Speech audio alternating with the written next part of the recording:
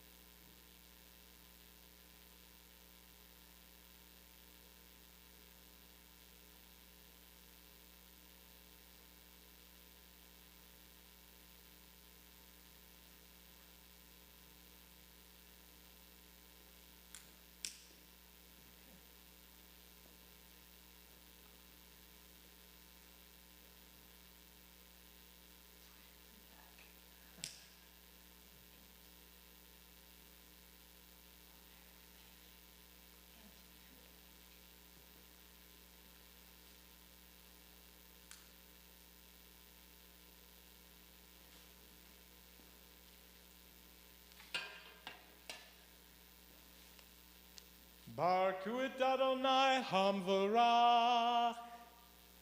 Baruch Adonai hamvarach leolam vayed.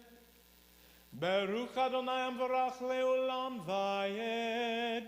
Baruch atah Adonai Eloheinu melech haolam asher bakar banu mekol ha'amim v'natan lanu et torato. Baruch atah Adonai noten haTorah. Amen. Bless the Lord, the Blessed One. Bless the Lord, the Blessed One, for all eternity. Blessed are you, O Lord our God, King of the universe, who has chosen us from all peoples and given us his Torah. Blessed are you, O Lord, giver of the Torah. Amen.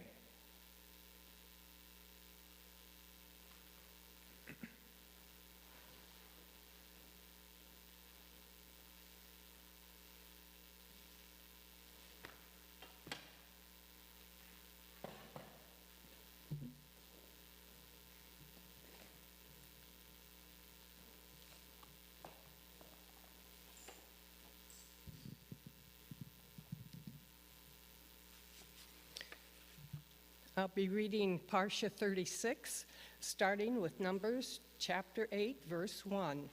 Adonai said to Moshe, "Tell Aharon, when you set up the lamps, the 7 lamps are to cast their light forward in front of the menorah." Aharon did this. He lit its lamps so as to give light in front of the menorah, as Adonai had ordered Moshe. Here is how the menorah was made.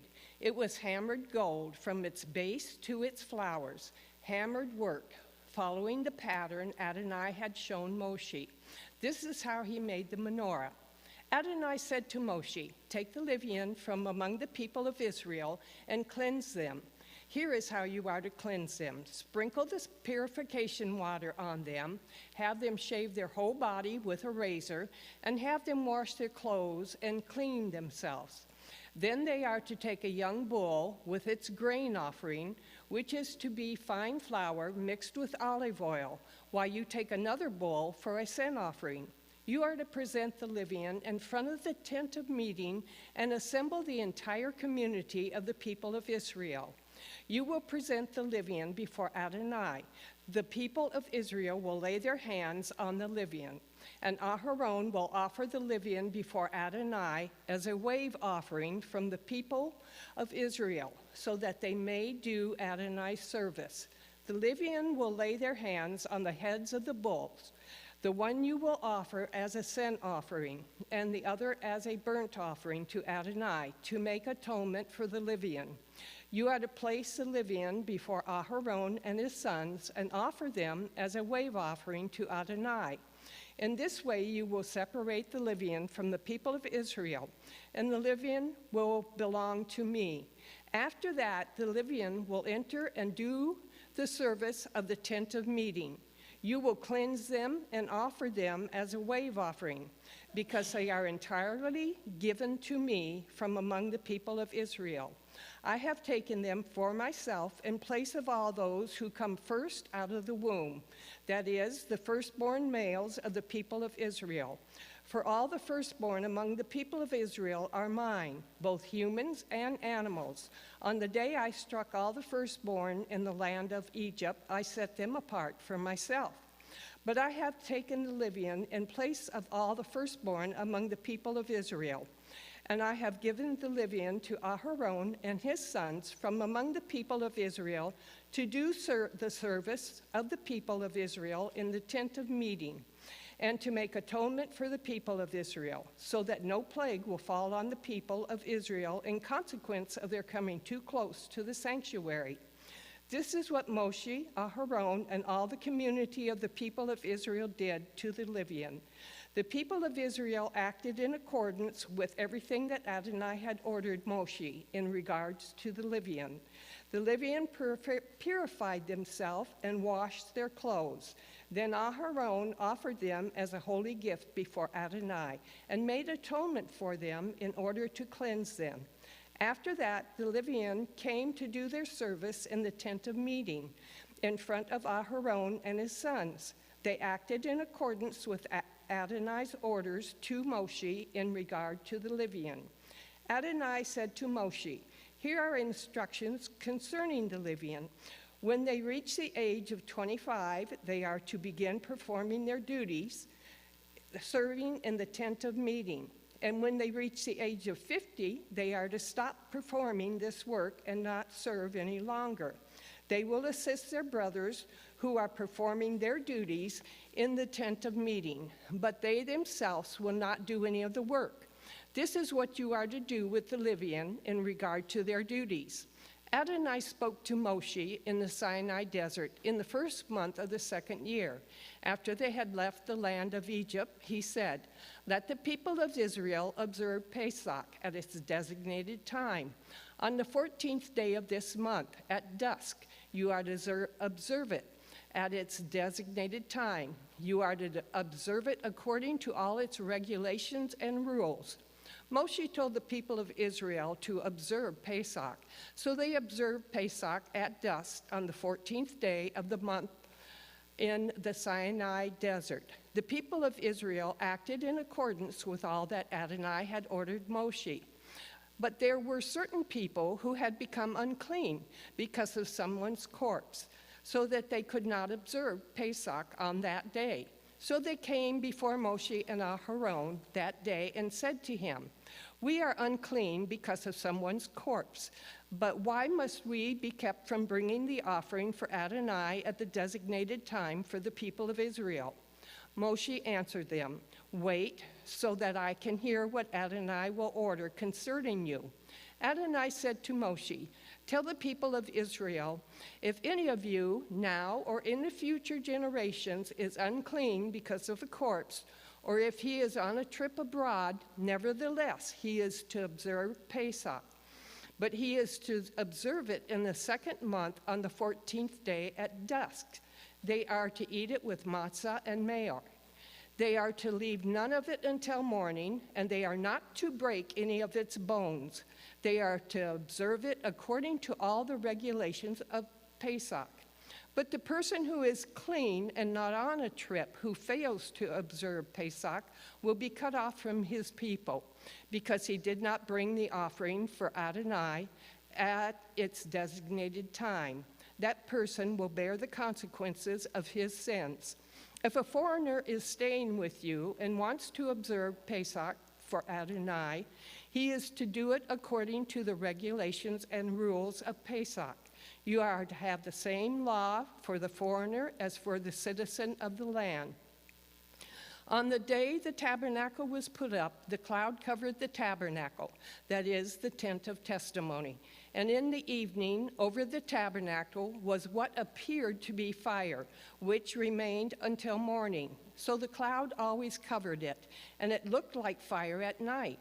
Whenever the cloud was taken up from above the tent, the people of Israel continued their travels, and they camped wherever the cloud stopped. At the order of Adonai, the people of Israel traveled. At the order of Adonai, they camped. And as long as the cloud stayed over the tabernacle, they stayed in camp. Even when the cloud remained on the tabernacle for a long time, the people of Israel did what Adonai had charged them to do and did not travel. Sometimes the cloud was a few days over the tabernacle. According to Adonai's order, they remained in camp. And according to Adonai's order, they traveled. Sometimes the cloud was there only from evening until morning, so that when the cloud was taken up in the morning, they traveled. Or even if it continued up both day and night, when the cloud was up, they traveled, whether it was 2 days, a month, or a year, that the cloud remained over the tabernacle. Staying on it, the people of Israel remained in camp and did not travel. But as soon as it was taken up, they traveled. At Adonai's order, they camped, and at Adonai's order, they traveled. They did what Adonai had charged them to do through Moshe. Adonai said to Moshe, "Make 2 trumpets, make them of hammered silver. Use them for summoning the community and for sounding the call to break camp and to move on. When they are sounded, the entire camp is to assemble before you at the entrance to the tent of meeting. If only one is sounded, then just the leader, the heads of the clans of Israel, are to assemble before you. When you sound an alarm, the camp to the east will commence traveling. When you sound a second alarm, the camp to the south will set out. They will sound alarms to announce when to travel. However, when the community is to be assembled, you are to sound, but don't sound an alarm. It will be the sons of Aharon, the Kohen, who are to sound the trumpets. This will be a permanent regulation for you through all your generations. When you go to war in your land against the adversary who is oppressing you, you are to sound an alarm with the trumpets. Then you will be remembered before Adonai your God, and you will be saved from your enemies. Also, on your days of rejoicing, at your designated times, and on Rosh Hodesh, you are to sound the trumpets over your burnt offerings and over the sacrifice of your peace offerings. These will be your reminder before your God. I am Adonai your God. On the 20th day of the 2nd month of the 2nd year, the cloud was taken up from over the tabernacle of the testimony, and the people of Israel moved out in stages from the Sinai desert. The cloud stopped in the Paran desert. So they set out on their first journey, in keeping with Adonai's order through Moshe. In the lead was the banner of the camp of the descendants of Yehudah, whose company moved forward. Over his company was Nachshon, the son of Amminadab. Over the company of the tribe of the descendants of Issachar was Nathaniel, the son of Zuar. Over the company of the descendants of Zebulun was Eliab, the son of Helon. Then the tabernacle was taken down, and the descendants of Gershon and the descendants of Merari set out, carrying the tabernacle. Next, the banner of the camp of Reuben moved forward by companies. Over his company was Eliezer, the son of Shudur. Over the company of the tribe of the descendants of Shimon was Shumiel, the son of Zurishaddai. Over the company of the descendants of Gad was Elisaph, the son of Deuel. Then the descendants of Kahat set out, carrying the sanctuary, so that the tabernacle could be set up before they arrived. The banner of the camp of the descendants of Ephraim moved forward by companies. Over this company was Elishama, the son of Amminahud. Over the company of the tribe of the descendants of Manasseh was Gamliel, the son of Pedasur. Over the company of the descendants of Benjamin was Abidan, the son of Gedoni. The banner of the camp of the descendants of Dan, forming the rear guard for all the camps, moved forward by companies. Over his company was Achiezer, the son of Ammishaddai. Over the company of the tribe of the descendants of Asher was Pagiel, the son of Ochran. Over the company of the descendants of Naphtali was Achir, the son of Enan. This is how the people of Israel traveled by companies. Thus they moved forward. Moshe said to Hovah, the son of Reuel, the Midyami, Moshe's father-in-law, we are traveling to a place about which Adonai said, I will give it to you. Come with us and we will treat you well, because Adonai has promised good things to Israel. But he replied, I will not go. I would rather go back to my own country and my own kinsmen. Moshe continued, please don't leave us, because you know that we have to camp in the desert and you can serve as our eyes. If you do go with us, then whatever good Adonai does for us, we will do the same for you. So they set out from Adonai's mountain and traveled for 3 days ahead of them. On this 3-day journey went the ark of Adonai's covenant, searching for a new place to stop. The cloud of Adonai was over them during the day as they set out from the camp. When the ark moved forward, Moshe said, Arise, Adonai, may your enemies be scattered. Let those who hate you flee before you. When they stopped, he said, Return, Adonai, the many, many thousands of Israel. But the people began complaining about their hardships to Adonai. When Adonai heard it, his anger flared up, so that fire from Adonai broke out against them and consumed the outskirts of the camp. Then the people cried to Moshe. Moshe prayed to Adonai, and the fire abated. That place was called Tavier because Adonai's fire broke out against them. Next, the mixed crowd that was with them grew greedy for an easier life, while the people of Israel, for their part, also renewed their weeping and said, If only we had meat to eat. We remember the fish we used to eat in Egypt. It cost us nothing. And the cucumbers, the melons, the leeks, the onions, the garlic. But now we're withering away. We have nothing to look at but this manna. The manna, by the way, was like coriander seed and white like gum resin. The people would go around gathering it and would grind it up in mills or pound it to paste with mortar and pestle. Then they would cook it in pots and make it into loaves that tasted like cakes baked with olive oil. When the dew settled on the camp during the night, the manna came with it. Moshe heard the people crying, family after family, each person at the entrance to his tent. The anger of Adonai flared up violently, and Moshe too was displeased. Moshe asked Adonai, Why are you treating your servant so badly? Why haven't I found favor in your sight, so that you put the burden of this entire people on me? Did I conceive this people? Was I their father, so that you tell me, carry them in your arms like a nurse carrying a baby to the land you swore to their ancestors? Where am I to go to get meat to give to this entire people? Because they keep bothering me with their crying and saying, Give us meat to eat. I can't carry this entire people by myself. It's too much for me. If you are going to treat me this way, then just kill me outright.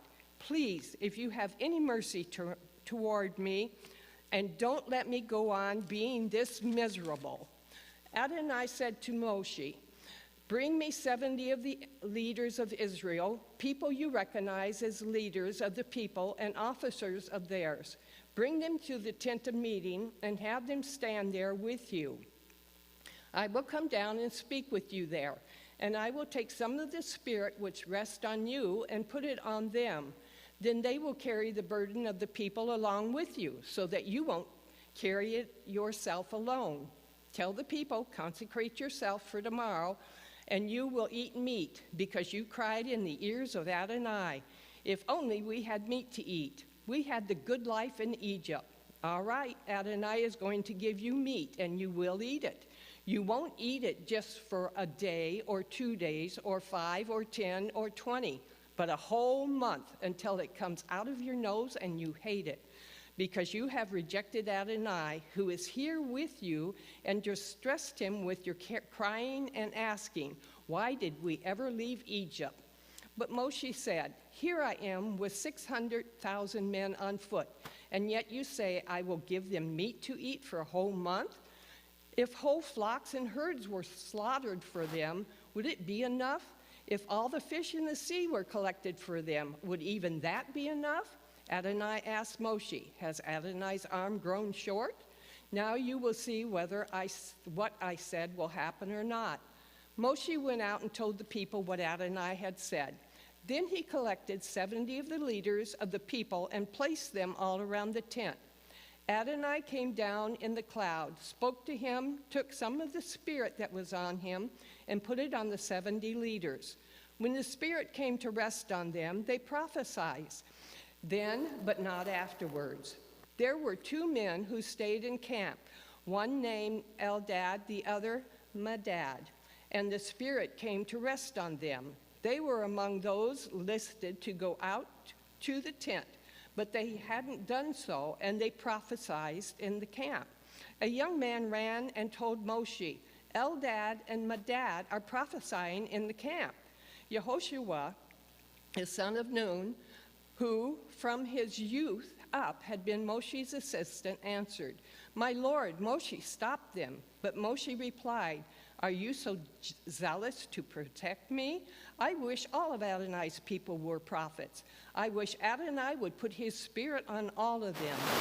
Moshe and the leaders of Israel went back into the camp, and Adonai sent out a wind, which brought quail from across the sea and let them fall near the camp about a day's trip away on each side of the camp and all around it, covering the ground to a depth of 3 feet.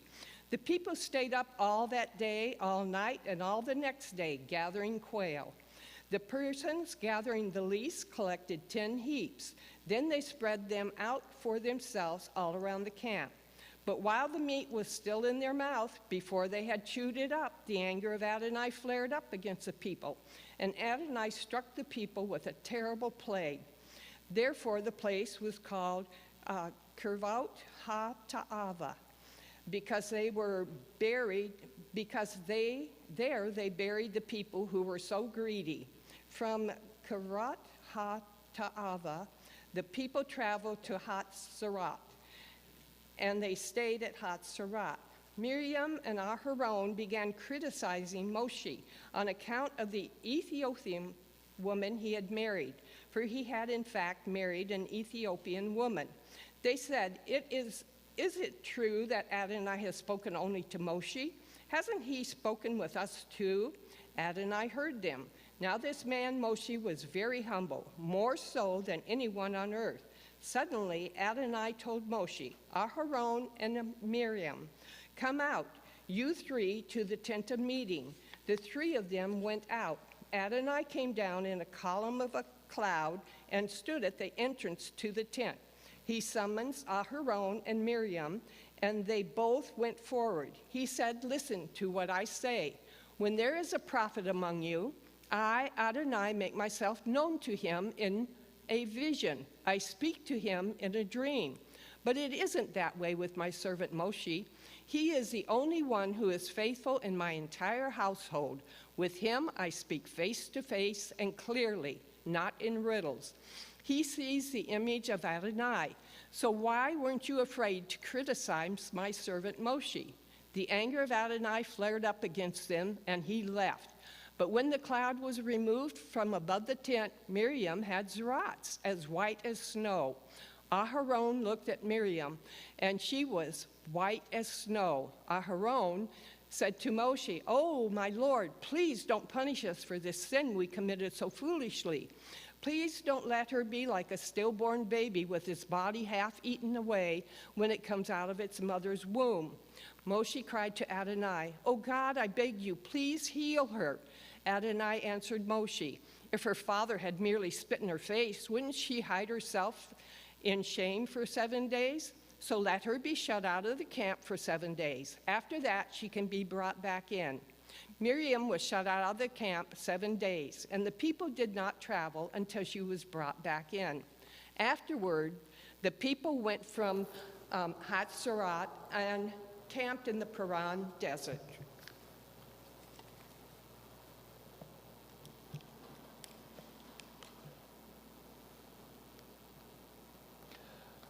Baruch atah Adonai, Eloheinu melech haolam, asher natan lanu Torah emet, v'chaya olam nata betukenu.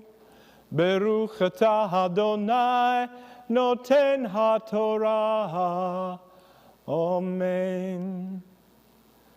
Blessed are you, O Lord our God, King of the universe, who has given us a Torah of truth and has planted eternal life in our midst.